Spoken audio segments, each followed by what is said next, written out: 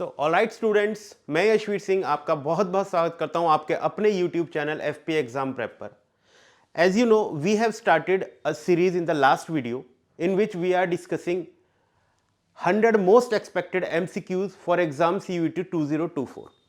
ठीक है, and we have discussed almost 37 questions in the last video. आइए अब उससे आगे हम इनको सॉल्व करते हैं और देखते हैं उनको कैसे करना है। ठीक है, चलिए अब ज़्यादा टाइम ना वेस्ट करते हुए हम शुरू करते हैं। लास्ट क्लास में हमने यहाँ तक कर लिया था N inscription on a Tom. इसके बाद हम शुरू करते हैं नेक्स्ट। देखिए 37th क्वेश्चन में आप देख रहे होंगे, इसमें साफ लिखा हुआ है चेंज द वॉइस। ठीक है, 31st क्वेश्चन में हमने लिखा है चेंज द वॉइस। एंड मैं सारे एस्पिरेंट्स को ये बता देना चाहता हूँ कि वॉइस का क्वेश्चन हर एग्जाम में पूछा जाता है, तो ये ज़रूरी नहीं है कि सिर्फ ये CUET वालों के लिए है। हर एग्जाम का बच्चा इसको देख सकता है, समझ सकता है। ठीक है, चलिए देखिए क्वेश्चन दिया है, we have already done the exercise.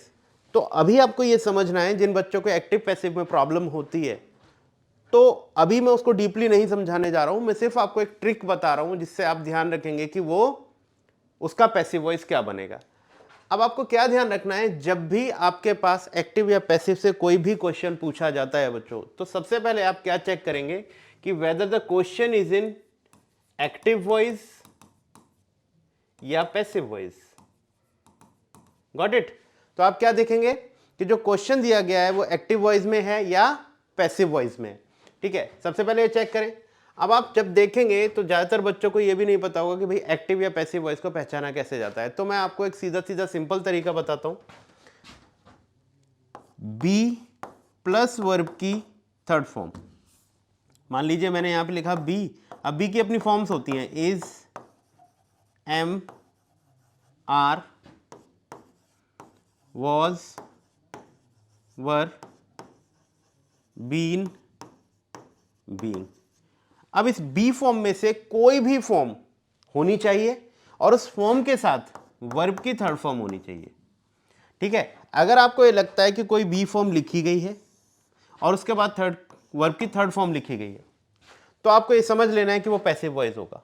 ठीक है, बी प्लस V3। तो जिस भी सेंटेंस में बी प्लस V3 लगा होगा तो उसकी पहचान है कि वो पैसिव वॉइस है 100%।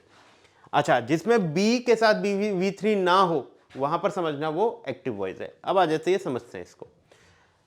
अभी हमने पढ़ा we have already done the exercise, तो हमने देखा हैव के साथ वर्ब की थर्ड फॉर्म है, बी फॉर्म तो यहां कहीं पर भी नहीं है। अगर ये बी फॉर्म नहीं है तो इट मींस ये क्या है, एक्टिव है। अगर ये एक्टिव है तो इसमें से हमें इसका पैसिव ढूंढना है। ठीक है, अब पैसिव ढूंढने के लिए हमें क्या करना होता है, बहुत सीधी सी बात है, समझ लीजिए। यहां पर हेल्पिंग वर्ब हैव है। ठीक है, अब हमें मालूम है पैसिव वॉइस के अंदर ऑब्जेक्ट को हम क्या बनाते हैं, सब्जेक्ट बनाते हैं, और सब्जेक्ट को उठाकर बाय का ऑब्जेक्ट बना देते हैं। इंग्लिश के अंदर हमें पता है कि जो भी सब्जेक्ट होता है, चाहे वो एक्टिव वॉइस का सब्जेक्ट हो चाहे वो पैसिव वॉइस का सब्जेक्ट हो, वर्ब हमेशा सब्जेक्ट के अकॉर्डिंग लगती है। तो जब एक्टिव में बी के लिए हमने हैव लगाया हुआ है, तो जब ये पैसिव में एक्सरसाइज को सब्जेक्ट बनाएगा तो एक्सरसाइज तो सिंगुलर हो गया, तो यहां पर हैज होना चाहिए। ठीक है, तो हम ये चेक कर लेंगे, यहां एक तो हैज होना चाहिए। ठीक है, और डन से पहले बी फॉर्म में बीन होना चाहिए। अब तुम कहोगे कि सर ये डन से पहले जो बीन लगाया, ये हमें कैसे पता लगेगा कि बी की थर्ड फॉर्म ही आनी है यहां पर? तो बहुत सिंपल सा तरीका है, हैज और हैव और हैड के साथ वर्ब की कौन सी फॉर्म लगती है, थर्ड फॉर्म। तो पैसिव वॉइस में जो मेन वर्ब होती है वो तो थर्ड फॉर्म में होना ही कन्वर्ट है उसको, लेकिन उसकी जगह कौन लेता है, वो बी फॉर्म लेती है। तो इसका मतलब है कि एक्टिव वॉइस की जो मेन वर्ब होती है, जिस फॉर्म में वो बैठी होती है, उसी फॉर्म में बी फॉर्म रखनी होती है हमें, और उसको उठाकर वर्ब की थर्ड फॉर्म में कन्वर्ट करना होता है। तो इसका मतलब है कि जिस भी एग्जाम्पल में हमारे पास क्या चीजें होंगी, हैज बीन डन, वही हमारा आंसर होगा। यानी कहते ये थर्ड फॉर्म है तो बी भी थर्ड फॉर्म में आती है, अगर ये सेकंड फॉर्म होती तो बी की भी सेकंड फॉर्म में आती है, अगर ये फोर्थ ING फॉर्म में होता तो बी भी ING फॉर्म में आता, अगर ये फर्स्ट फॉर्म होता तो बी भी फर्स्ट फॉर्म में आता। तो हमें ये समझना है एक्टिव वॉइस का जो मेन वर्ब जिस फॉर्म में भी होगा, उस फॉर्म को तो उठाकर थर्ड फॉर्म में कन्वर्ट करना है, लेकिन उसकी जगह जो खाली हुई वहां पर बी फॉर्म उसी फॉर्म में रखना होता है। तो बस ये तरीका है, ये एक ट्रिक है इसकी। अब चेक कर लो हैज बीन कहां पर है। देखो एक तो हैज ये लिखा है और एक हैज ये लिखा है। अब दोनों में क्या डिफरेंस है ये समझ लेते हैं हम लोग। भाई इसमें हैड लिखा है, ये हमारा आंसर नहीं हो सकता।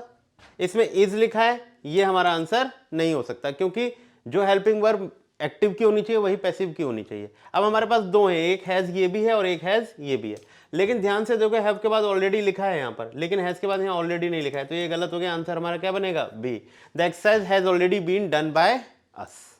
बात क्लियर हुई बच्चों आपको? तो ये सिंपल तरीका है, ये समझना है आपको। चलिए नेक्स्ट क्वेश्चन को देखते हैं। One should not give unsolicited advice.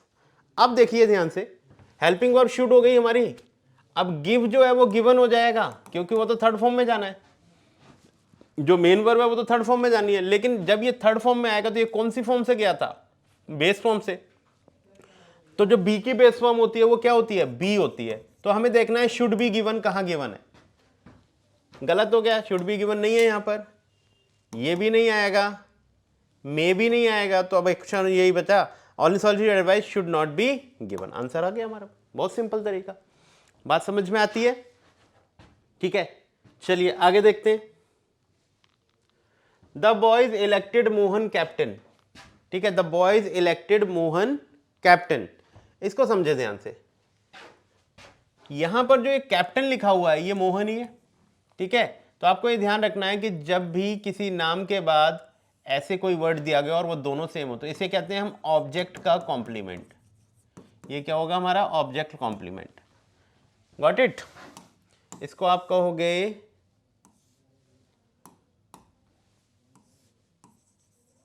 Object complement.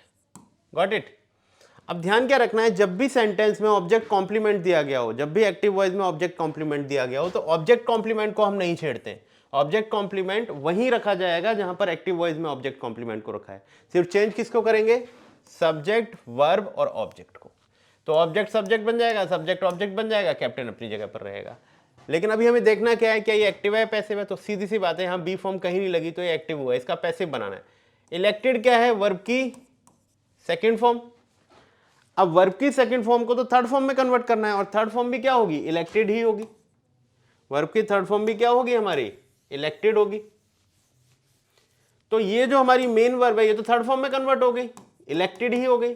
अब इसकी जगह जो खाली हुई वो कहां से हुई? वर्ब की सेकंड फॉर्म से खाली हुई। तो ये वर्ब की सेकंड फॉर्म से कन्वर्ट होकर किस में आई? वर्ब की थर्ड फॉर्म में। ये वर्ब की थर्ड फॉर्म में आई तो जगह हमारी वर्ब की कौन सी खाली हुई? वर्ब की सेकंड फॉर्म की। अभी मैंने बताया आपको कि बी फॉर्म की सेकंड फॉर्म क्या होती है, यहां मैं लिख के बता देता हूं आपको। बी में जो इज, एम, आर है ये वर्ब की फर्स्ट फॉर्म है। वॉज वर्ब की सेकंड फॉर्म है। बीन वर्ब की थर्ड फॉर्म है। बीइंग वर्ब की आईएनजी फॉर्म है। तो सीधी सी बात है कि जो मेन वर्ब जिस फॉर्म में रही होगी उसी फॉर्म में बी फॉर्म रखनी होती है हमें। तो ये इलेक्टेड वर्ब की सेकंड फॉर्म में था, पैसिव वॉइस में थर्ड फॉर्म में चला जाएगा। अब उससे वर्ब का कोई लेना देना नहीं है। अब ये जो जगह खाली हुई किस फॉर्म की खाली हुई? बी फॉर्म की। बी फॉर्म किस फॉर्म में आनी चाहिए? उसी फॉर्म में जिस फॉर्म में ये था। तो V2 क्या हुई? Was verb. अब जब मोहन को तुम सब्जेक्ट बनाओगे तो मोहन के लिए वॉज लगेगा। तो अब हम ये देख लें वॉज इलेक्टेड कहां पर है? नीचे। द बॉयज वर नहीं होगा, ठीक है, बॉयज तो सब्जेक्ट है तो सब्जेक्ट को सब्जेक्ट बना रखा है यहाँ। मोहन इज इलेक्टेड, इज नहीं होगा। Mohan was elected captain by the boys, ये सही हो गया हमारा। बाकी में किसी में बॉयज में वॉज नहीं है। बात समझ में आई बेटा आपको? ठीक है, चलिए अगला देखते हैं। अगला है the pilot landed the plane safely. The pilot subject हो गया, लैंडेड हमारी वर्ब की सेकंड फॉर्म हो गई। प्लेन, अब प्लेन को सब्जेक्ट बनाओगे तो प्लेन सिंगुलर है, लैंडेड वर्ब की सेकंड फॉर्म है, ये वर्ब की थर्ड फॉर्म में जाएगा तो सेकंड फॉर्म में बी आएगा तो वॉज आएगा। तो वॉज लैंडेड होना चाहिए, तो चेक कर लो, हैड नहीं आएगा। वॉज लैंडेड ये दिया हुआ है, ये नहीं आएगा। वॉज टू भी नहीं आएगा, तो इसका मतलब आंसर हो गया हमारा बी। तो क्या हो गया हमारा answer? B, the plane was landed safely by the pilot. Simple. Next word है the rising gale fanned the smouldering fire. Gale होता है हवा, तेज हवा का जो झोंका होता है उसको कहते हैं। फैंड मतलब हवा, झोंका देना उसको। फैंड द स्मॉल्डरिंग फायर, उसने स्मॉल्डरिंग फायर मतलब जो फायर बढ़ रही थी, जो फायर चल रही थी, बढ़ रही थी, मतलब जो पहले से ही फायर लगी हुई थी उसको उसने क्या कर दिया? बढ़ा दिया। उसमें हवा लगी तो वो बढ़ गई। ठीक है, चलिए ये तो रहा इसका मीनिंग, लेकिन इसका हम पैसिव वॉइस देख लेते हैं। राइजिंग गेल हमारा सब्जेक्ट हो गया, फेंड हमारा वर्ब हो गया, द स्मॉल्डरिंग फायर हमारा पूरा सब्जेक्ट हो गया। अब ये भी सिंगुलर है, जब ये सब्जेक्ट बनेगा तो सिंगुलर ही वर्ब आएगी इसके साथ। अब चेक कर लेते हैं क्या है, वर्ब की सेकंड फॉर्म, ये आएगी वर्ब की थर्ड फॉर्म में, तो सेकंड फॉर्म की जगह खाली हुई तो वो बी फॉर्म आएगी, बी फॉर्म इसी फॉर्म में आनी चाहिए, तो ये भी वॉज हो जाएगा। वॉज देख लो, वॉज एक ये लिखा हुआ है और एक वॉज ये लिखा हुआ है, तो ये दोनों आंसर तो सीधा सीधा गलत हो गए। अच्छा, वॉज इसमें भी लिखा है द फैन, लेकिन सब्जेक्ट फैन तो बनेगा ही नहीं, तो ये इस वजह से गलत हो गया। अब है द स्मॉल्डरिंग फायर, द स्मॉल्डर्ड, अब यहां पर स्मॉल्डर्ड गलत हो गया, आईएनजी में लिखा है, यहां पर आईएनजी में लिखा है, ये ईडी में लिखा है, तो आंसर हमारा यही होगा, the smouldering fire was fanned by the rising gale. Got it. Next देखो, the old lady touched and patted the cow, same बात, touched and patted the cow.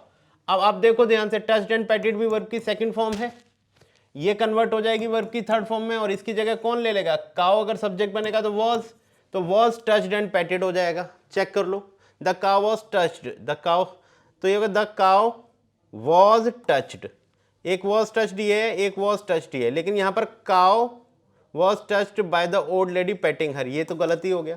The cow patted and touch, ये भी गलत हो गया, the पेटेड cow गलत हो गया, तो यही आंसर हो गया हमारा। Got it. नेक्स्ट देखते हैं बच्चों, नेक्स्ट है the money was stolen by an employee of the bank. अब ध्यान से देखो, ये एक्टिव है या पैसिव है, तो आपको तुरंत पता लग गया होगा, बी फॉर्म प्लस वर्ब की थर्ड फॉर्म, ये क्या हो गया हमारा, पैसिव हो गया। अगर ये पैसिव हो गया तो अब इसे एक्टिव फॉर्म में लेकर आना है हमें, ये थोड़ा सा टेक्निकल काम है, बहुत सिंपल भी है, लेकिन अब देखो, अगर ये पैसिव वॉइस में रहा होगा तो वॉज हमारी बी फॉर्म है, वी फॉर्म है तो वर्ब की सेकंड फॉर्म रही होगी। अब स्टोलन भी हमारा ये इस फॉर्म में रहा होगा, तो वॉज गायब हो जाएगा, स्टोलन की सेकंड फॉर्म क्या होती है, स्टील, स्टोल, स्टोलन, तो स्टोल वर्ड होगा, और एम्प्लॉय हमारा सब्जेक्ट होगा, तो ये हो जाएगा an employee stole the money of the bank. तो देखो, an employee of the bank पूरा हमारा वो हो गया subject, an employee of the bank steal नहीं होगा, देखो स्टोल एक में ही लिखा हुआ है, तो आंसर यही बनेगा, an employee of the bank stole the money, तो एक्टिव फॉर्म में ऐसे बन जाएगा। आई थिंक समझ में आई होगी बेटा ये बात। नेक्स्ट देखते हैं, नेक्स्ट है I expect you to complete this work before sunset. I expect you to complete this work before sunset, मतलब मैं तुमसे एक्सपेक्ट करता हूं कि ये काम जो है वो सनसेट से पहले हो जाएगा। अब इसको कैसे करेंगे, अब ध्यान से देखो, यहां दो वर्ब है, एक एक्सपेक्ट है और एक कंप्लीट है, ठीक है। अब हमें ये देखना है कि दोनों वर्ब में से पैसिव तो एक का ही बनेगा। अब दोनों में से पैसिव जब एक का बनेगा तो कैसे बनाओगे, दो तरीके हैं, एक्सपेक्ट का बनाएं तो यू हमारा क्या बन जाएगा, सब्जेक्ट, और आई ऑब्जेक्ट बन जाएगा। तो कैसे बनेगा ये, यू को सब्जेक्ट, एक्सपेक्ट हमारी वर्ब की फर्स्ट फॉर्म है, तो ये तो एक्सपेक्टेड हो जाएगा, वर्ब की थर्ड फॉर्म में कन्वर्ट होगा। जब ये फर्स्ट फॉर्म से जाएगा तो यहाँ क्या आना चाहिए, यू के लिए आर लगना चाहिए, तो ये हो जाएगा यू आर एक्सपेक्टेड। तो ध्यान से देखें, ये दोनों तो बनेंगे ही नहीं, तो दो हैं, you are expected, you are expected. अब यू आर एक्सपेक्टेड कर दिया to complete this work before sunset, और you are expect to be completed. अब यहां पर जैसे ही इसने बी लगाया तो हम दो पैसिव नहीं बना सकते। अब ध्यान से देखो, एक तो बी वर्ब ये लगा दी और फिर दूसरे में भी बी वर्ब लगा दी, जबकि यू इस काम का तो रिसीवर और इस काम का डूअर है, तो जब ये इस काम का डूअर है तो इसको भी रिसीवर बी बना दिया इसने, तो ये गलत हो गया, इसलिए यहां पर ये सही होगा। क्यों, ध्यान से देखो, मैं फिर समझा देता हूं, इसमें थोड़ा सा अगर आपको कंफ्यूजन है तो मैं फिर समझाता हूं बच्चे। आई क्या है, इस वर्ब का डूअर है, और यू क्या है, इस वर्ब का रिसीवर है। आई एक्सपेक्ट करता है, और किससे करता है, यू से करता है। और अब देखा जाए तो यू जो है वो इस कंप्लीट का डूअर है, यानी कि मतलब यू इस एक वर्ब का ऑब्जेक्ट है बट इस वर्ब का सब्जेक्ट है, यानी कि मतलब इसका रिसीवर और इसका डूअर है। अब हम क्या करेंगे, जब पैसिव में इसको सब्जेक्ट बनाएंगे तो फिर जब इसका ये सब्जेक्ट बनेगा तो इसका तो ये रिसीवर होगा, लेकिन इसका तो स्टिल डूअर ही रहेगा ना बच्चों। अगर इसका डूअर रहेगा तो बी लगाने से तो ये इसका रिसीवर बन गया, इसलिए यहां बी वर्ब नहीं आएगी, ये गलत हो जाएगी, इसलिए आंसर हमारा क्या बनेगा, ये बनेगा। बात समझ में आई आपको। चलिए अब आ जाता है नेक्स्ट क्वेश्चन पर। अब आप ध्यान से देख रहे होंगे बच्चों, ये एक्टिव पैसिव का क्वेश्चन ना हो, कहीं हमारा क्वेश्चन किस चीज का है, नरेशन का क्वेश्चन है, ठीक है। सो जिन बच्चों को नरेशन आता है उनको बहुत अच्छी बात है, नहीं आता है तो मैं इसके कुछ ट्रिक्स बताऊंगा आपको, देन आपको ये सॉल्व हो जाएगा, जैसे मैंने एक्टिव पैसिव की आपको ट्रिक्स बताई है। देखिए एक्टिव पैसिव वॉइस में होता क्या है कि हमें ज़्यादा कुछ नहीं करना है, लेकिन अगर आपको बहुत डीपली पढ़ना है तो वो पूरा पढ़ना ही पड़ेगा, लेकिन सिर्फ पेपर में आपको इतना करना है कि 2-3 क्वेश्चन आए और हमें इससे ठीक सॉल्व हो जाए। तो मैं आपको रिकमेंड करूंगा कि इसके जो चेंजेस होते हैं, there are different type of changes in narration, तो वो जो चेंजेस हैं वो आपको ध्यान रखने पड़ेंगे भाई, उतना तो आपको करना ही पड़ेगा। अगर वो ध्यान है तो फिर ये सॉल्व इजीली हो जाते हैं। चेंजेस होते हैं चेंजेस इन टेंस, एक तो टेंस में चेंजेस होते हैं। टेंस में क्या चेंज होता है, प्रेजेंट पास्ट में कन्वर्ट हो जाता है, और पास्ट जो होता है वो परफेक्ट में कन्वर्ट हो जाता है, और परफेक्ट हमारा एज इट इज रहता है। इसका मतलब प्रेजेंट के जितने भी टेंस हैं वो पास्ट के टेंस में कन्वर्ट हो जाते हैं, और पास्ट के टेंस परफेक्ट में कन्वर्ट हो जाते हैं। अब जैसे मैं बोलूं प्रेजेंट इंडेफिनिट, तो वो किस में कन्वर्ट होगा, पास्ट इंडेफिनिट में। Present continuous past continuous, present perfect past perfect में, present perfect continuous past perfect continuous में चेंज हो जाएगा। देन फिर अगर हम बात करते हैं पास्ट की, तो पास्ट इंडेफिनिट पास्ट परफेक्ट में चेंज होता है, और past continuous past perfect continuous में चेंज होता है। जब बात आती है पास्ट परफेक्ट की, तो पास्ट परफेक्ट चेंज नहीं होता और पास्ट परफेक्ट कॉन्टिन्यूअस चेंज नहीं होता। ये तो हुए टेंसेस के चेंजेस। फिर कुछ चेंजेस हमारे टाइम के होते हैं और कुछ प्लेसेस के होते हैं। कुछ चेंजेस हमारे क्या होते हैं, प्रोनाउंस के होते हैं। ये कुछ चेंजेस होते हैं, तो अगर ये आप किसी भी अच्छी किताब से पढ़ेंगे तो ये आपको समझ में आ जाएगा। So it's very necessary to know the changes before solving these narrations. Got it. चलिए जब मैं ये करवाऊंगा तो थोड़ा थोड़ा मैं आपको बताऊंगा, तो आप देखेंगे, ठीक है। अब इसने बोला he said to me I am ready. अब आपको बताया आई एम वॉज में चेंज होगा, तो वॉज ही चेक कर लो कहां है। देखो ये हो नहीं सकता, ये हो नहीं सकता, ये हो नहीं सकता, तो आंसर तो यही होना चाहिए। अगर आपको चेंजेस ही पता है तो बाकी कुछ भी नहीं पता है, तो हमें पता है कि 3 में से वॉज कहीं नहीं है, तो वॉज तो यही है, तो आंसर यही हो गया हमारा। वैसे मैं बता देता हूं, सैड टू किस में हो जाता है, टोल्ड में चेंज। तो देखो ये टोल्ड आ गया, टोल्ड तो चारों में ही था, बस वॉज नहीं था चारों में, तो इससे हमें आंसर मिल गया। तो चेंजेस हमारा नरेशन में बहुत ज्यादा हेल्प करता है। So you need to do कि बस चेंजेस आपको पता होने चाहिए। अगर आप पूरा नहीं पढ़ना चाहते हो तो चेंजेस आपको पता हो। वैसे तो मैं हमेशा रिकमेंड करता हूं कि कोई भी चीज़ पूरी तरीके से पता होनी चाहिए आपको, तो ज़्यादा बेटर होता है, ठीक है। चलिए ये क्लियर हुआ। नेक्स्ट देखते हैं बच्चे। The captain said to his soldiers move forward and face the target now. अब देखो इसमें ये जो नाउ दिया हुआ है ना, अगर आपको चेंजेस याद कर लोगे तो नाउ को देन में चेंज करते हैं, ये एक यूज है, ठीक है। अब चेक कर लो देन कहाँ है, देखो देन इसमें नहीं है तो ये गलत हो गया, देन ये दे रखा है, इसमें नहीं है। अब देखो नाउ का इसमें नाउ दे रखा है, तो देखो देन आंसर बन गया हमारा, यही होगा, आगे हमें पढ़ने की जरूरत ही नहीं है कुछ। तो देन हमारा क्या हो गया, आंसर हो गया। The captain asked his soldiers to move forward and face the target then. तो चेंजेस इतना हेल्प करता है, ठीक है। चलिए नेक्स्ट है, he said she has been reading for 2 hours. अब हैज बीन है, हैज बीन रीडिंग, तो हमें मालूम है पास्ट में चेंज होगा तो हैड बीन रीडिंग हो जाएगा। Got it. अब चेक कर लें हैड बीन है कहां। अब हैड बीन रीडिंग हमारी दो चीज में, एक had been reading, had been reading. अब यहां से ये आंसर नहीं निकल सकता, ये हमारे दोनों के दोनों क्या हो गए, हो गए। अब हमें चेक करना है कि इन दोनों में से क्या करें। तो पहला चेंजेस तुम्हें पता था कि भाई हैज बीन रीडिंग को हैड बीन रीडिंग में कर देना चाहिए, वो हो गया, वो 2 में है। अब हम कोई दूसरा चेंज उठा लेते हैं, ही सेड शी, ठीक है, ही सेड शी। अब शी क्या है, तो शी का शी रहता है, तो दोनों में शी है, ये भी नहीं चेक कर सकते हम। For 2 hours. अब चेक कर लो कि ये जो सैड है ना, अगर इसके बाद 2 प्लस ऑब्जेक्ट आता है तो ये टोल्ड में चेंज होता है, लेकिन अगर इसके बाद 2 और ऑब्जेक्ट ना आए तो ये टोल्ड में चेंज नहीं होता। अब ध्यान से देखो, यहां पर टोल्ड लिखा है जबकि टोल्ड नहीं लिखना चाहिए था, हमें यहां सैड होना चाहिए, तो ये गलत हो गया, आंसर मिल गया हमें सैड से, ठीक है। तो ये होगा he said that she had been reading for 2 hours. तो चेंजेस पता है तो कर लोगे आराम से। नेक्स्ट देखो, नेक्स्ट है he said my sister was doing her work. He said, तो देखो इसका टोल्ड नहीं होना चाहिए, तो टोल्ड वाला गलत हो जाएगा, तो ये दो देखो दोनों ही टोल्ड में है, ये हो गया आंसर हमारा, हमें आगे चेक ही नहीं करना है, ठीक है। तो वो टोल्ड में टोल्ड वाले आंसर हो ही नहीं सकते, बिना ऑब्जेक्टिव टोल्ड बनेगा नहीं। He said that his sister had been doing her work, ठीक है। वाज डूइंग वैसे भी किसमें, हैड बीन में चेंज हो जाता है, ठीक है, हमें ज्यादा देखना ही नहीं है। चलिए नेक्स्ट देखिए, शी सैड थैंक यू, ठीक है। अब she said thank you, thank you का सिंपल सी बात है, she said thank you to me, ऐसा तो होगा नहीं क्योंकि इसमें मी कोई दे ही नहीं रखा है। She said to me thank you, ऐसा भी नहीं है, नन हो नहीं सकता, तो देखो शी थैंक्ड मी हो गया। इसने थैंक यू कोई क्या बना लिया, वर्ब बना लिया, तो सीधा ही लिख दिया शी थैंक्ड मी।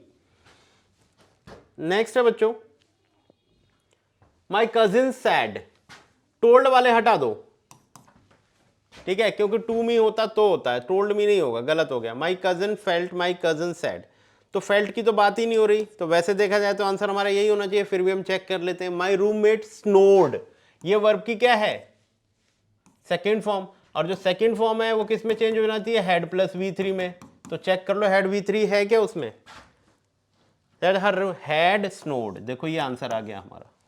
तो हम ज्यादा अगर इसको क्लियर करना चाहते हैं तो हम 2-3 और चेंजेस पकड़ लेंगे, लेकिन मैं still I am saying again कि अगर आपको नरेशन करना है तो आपको उसके चेंजेस जरूरी है याद होना, चेंजेस आपको क्लियर होंगे तो फिर वहां नरेशन करने में इतनी प्रॉब्लम नहीं आती है और बहुत जल्दी सॉल्व हो जाते हैं, ठीक है।